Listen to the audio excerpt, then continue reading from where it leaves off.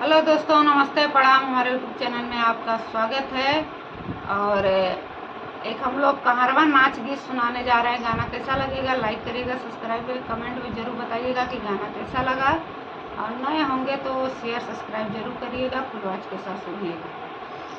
पीटे दूसरे का केवाड़ा पियावारा हो गया, पीटे दूसरे का केवाड़ा पियावारा हो गया, पियावारा हो गया, पियावारा हो गया, पीटे दूसरा के केवाड़ा पियावारा हो गया।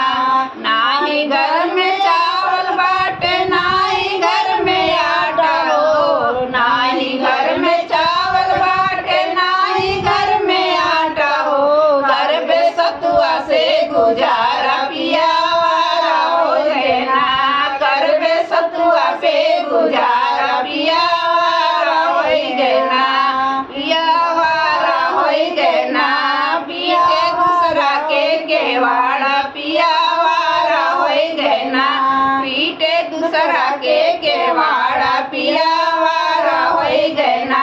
नाही हमरे साड़ी बाटे, नाही हमरे लहंगा हो, नाही हमरे साड़ी बाटे, नाही हमरे लहंगा हो, घर पे लुगरी पे गुजारा पियावारा हो गया, घर पे लुगरी पे गुजारा पियावारा हो गया।